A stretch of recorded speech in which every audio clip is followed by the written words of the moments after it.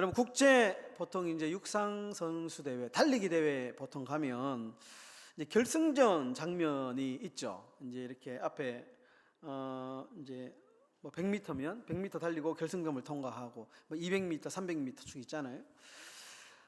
근데 결승점을 통과하는 선수들을 가만히 보면 한 가지 공통점이 있습니다. 뭐냐 하면 절대로 뒤를 돌아보지 않는다라는 겁니다. 간혹 가다 보면 유튜브 같은 영상에 보면요, 1등을 달려가다가 그 결승점에 와서 이렇게 약간 긴장을 늦추거나 머뭇거리다가 1등을 놓치는 그런 영상들이 종종 있습니다. 왜냐하면 머뭇거렸기 때문에 그런 거죠. 끝까지 결승선을 통과하기 전까지는 절대로 뒤돌아봐서도 안 되고 머뭇거려서도 안 되는데, 머뭇거리고 뒤를 돌아보다가 결국에는 결승점을 늦게 들어가게 된다는 것입니다. 여러분 스마트폰들 다 가지고 계시는데요, 사진 정리 보통 많이 하시죠. 사진을 많이 찍기는 하시는데 정리가 잘 안 됩니다. 근데 여러분, 우리가 사진을 찍기만 찍고 어느 정도 이제 핸드폰에 용량이 있거든요. 그 용량이 다 차면 사진이 저장이 안 됩니다. 반드시 새로운 사진을 찍으려면, 저장하려면 지금까지 찍었던 것 중에 쓸모없는 것들, 버려도 되는 것들, 이런 것들은 다 이렇게 정리를 해야 됩니다. 그러니까 공간을 확보해야만 사진을 저장할 수 있는 거죠. 여러분, 이런 경험들을 통해서 우리가 알 수 있는 것은 이 정리라고 하는 것은 포기가 아니고 다음을 위한 준비다라는 겁니다. 여러분, 성경에 보면 뒤를 돌아본 사람과 앞을 바라본 사람이 분명히 대조됩니다. 소돔에서 나올 때 뒤를 돌아본 롯의 아내는 소금 기둥이 됩니다.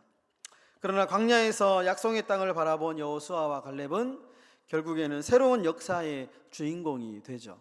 그래서 성경은 언제나 뒤를 돌아볼 것이냐, 아니면 앞으로 전진하며 앞만 보고 달릴 것이냐, 이에 대해서 우리에게 끊임없이 질문을 던지고 있습니다. 여러분, 사도 바울은 잊고 싶어도 잊을 수 없는 과거를 가진 사람입니다. 그렇죠. 그랬던 그가 이렇게 말합니다. 오늘 본문 13절 14절에 형제들아, 나는 아직 내가 잡은 줄로 여기지 아니하고 오직 한 일, 즉 뒤에 있는 것은 잊어버리고 앞에 있는 것을 잡으려고 표대를 향하여 그리스도 예수 안에서 하나님이 위에서 부르신 부름의 상을 위하여 달려가노라. 한마디로 정리하면 바울은 이렇게 말합니다. 뒤에 있는 것은 우리가 잊어버린다. 여러분, 이 말은 바울이 단순하게 책임을 지지 않겠다, 도망가겠다, 현실을 회피하겠다, 이런 말이 아닙니다. 오히려 이것은 용기 있는 믿음의 결단인 것이죠. 바울의 인생을 생각해 보면 바울은 누구보다도 잊을 수 없는 과거를 가진 사람입니다. 예수를 다메섹에서 만나기 전에는 다메섹 예수를 믿는 사람들을 핍박했고, 심지어 스데반이 돌을 맞아 죽는 그 현장에 이 바울이 있었습니다. 그런데 그 바울이 나는 뒤에 있는 것을 잊어버리겠다, 자기가 지금까지 교회를 핍박하고 스데반의 죽음에 동참했던 그 어떤 죄를 내가 그냥 현실 도피하겠다, 도망가겠다, 이런 말이 아닙니다.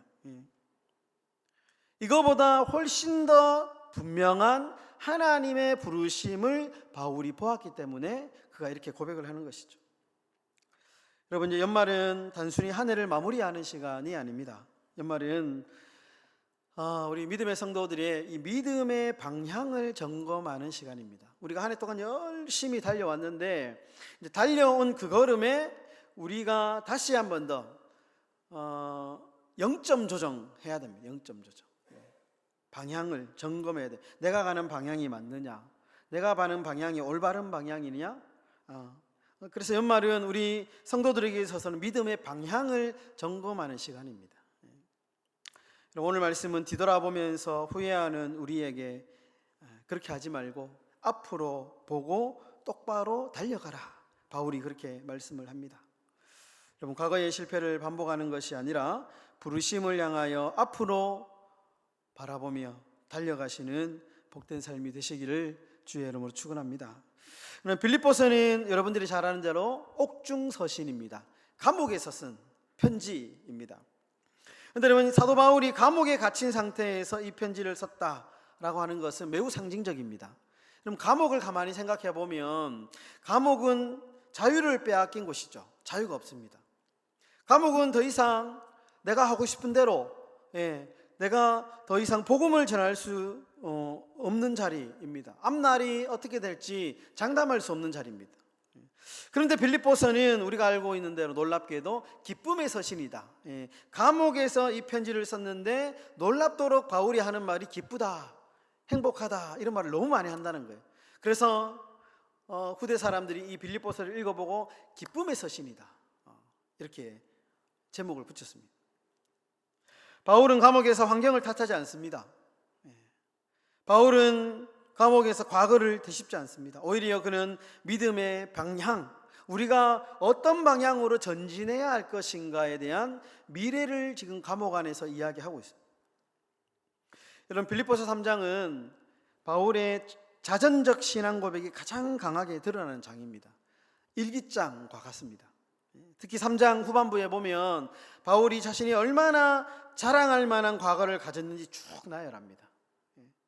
히브리인 중에 히브리인이었고, 베냐민 지파였고, 율법으로는 바리새인이었고, 열심히 교회를 박해했고, 율법에 이르는 흠이 없는 자다. 본인을 소개하면서 그렇게 이야기합니다. 여러분, 당시 유대 사회에서 이 바울이 나열한 이 경력은 아무나 가질 수 있는 게 아닙니다. 엘리트 중에서도 최고의 엘리트. 그러니까 유대인의 인구가 10명이라면 한 명 안에 들까 말까한 그런 아주 엘리트의 어떤 집안이죠.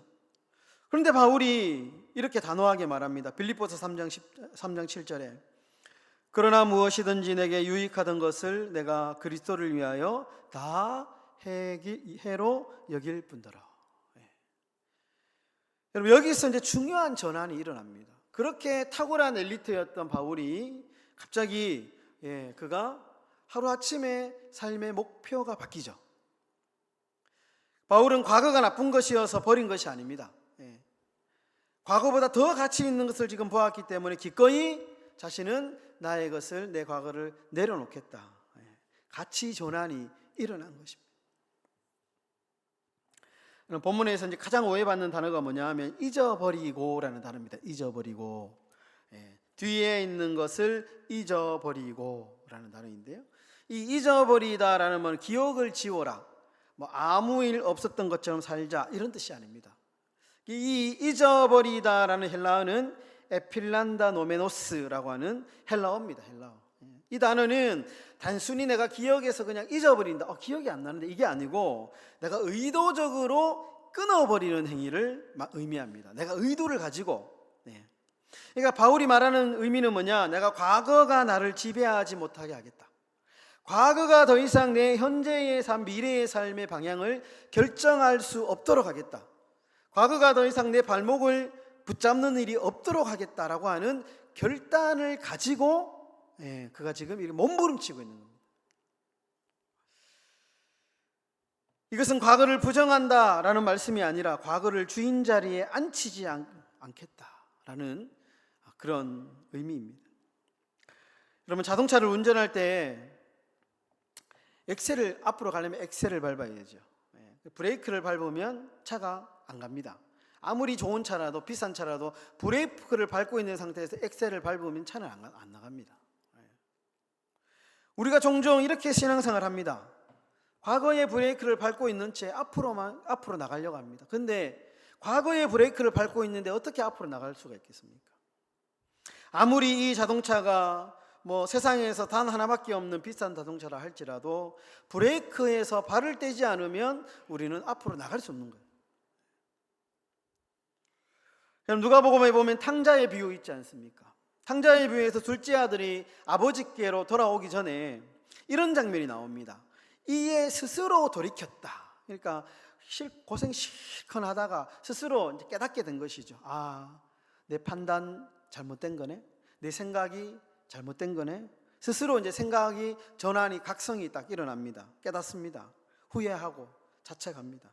그런데 후회하고 자책하고 깨달은 다음이 더 중요한데 뭐냐? 일어나 아버지께로 돌아갔다. 이렇게 보여요. 그냥 앉아서 후회만 한 게 아니고 박차고 일어나서 아버지가 있는 집으로 돌아갔다라는 겁니다.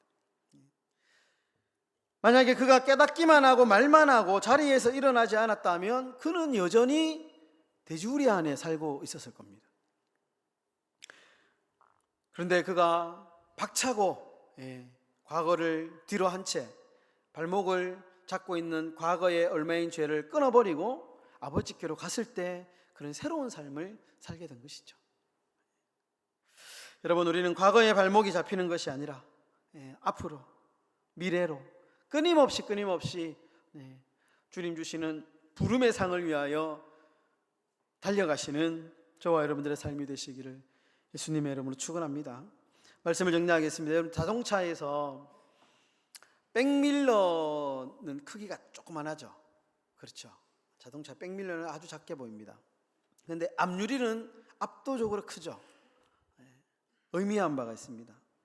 백밀러는 가끔씩 봐야 되는 겁니다. 백밀러는. 반면에 앞무리, 우리가 앞을 보고 가야 되죠. 백밀러는 잠깐 봐야 되는데 백밀러를 계속 보고 운전하면 어떻게 되겠습니까? 사고 납니다. 백밀러가 아주 작게 붙어 있는 이유는 가끔씩 돌아보고 그리고 앞으로 잘 나가기 위해서 백밀러를 보라는 겁니다. 여러분, 인생의 주행 방향은 언제나 앞쪽이어야 됩니다. 앞쪽. 가끔 뒤를 돌아보면서 지금 현재의 삶, 지금 내가 잘 살고 있는지 점검할 때는 우리가 한 번씩 뒤로 돌아봐야 되지만 우리의 시선의 주 방향은 언제나 앞을 바라보며 살아야 됩니다. 그럼 바울은 과거를 정리했습니다. 그런데 바울은 거기서 멈추지 않았습니다. 감옥에서도 몸이 약해진 뒤에도 사람들이 다 자신을 떠난 뒤에도 그는 여전히 어떻게 고백하느냐? 위에서 부르신 부름의 상을 위하여 나는 달려간다. 혼자 쓸쓸히 그 로마 감옥 안에 있으면서도 그러면서도 아무도 없는 외로운 이 현장 안에서도 그가 과거를 뒤돌아보며 후회하는 것이 아니고 나는 그래도 앞으로만 전진하겠다. 성경은 나오지 않지만 결국에는 우리가 그 구전이나 이런 어떤 이야기를 들어보면 바울이 이제 감옥에서 나와서 결국에는 스페인까지 복음을 전하게 되죠. 전하게 됩니다. 끊임없이 앞을 향하여 자신이 세웠던 목표를 향하여 달려갔기 때문에 그렇습니다. 우리 사랑하는 행복한 교회 성도 여러분, 2025년 뒤에 돌아보면 너무나도 수많은 일들이 많이 있습니다. 많이 있습니다. 하지만 여러분, 그것은 우리가 주 방향이 아닙니다. 주 방향은 앞을 보고 달려야 됩니다.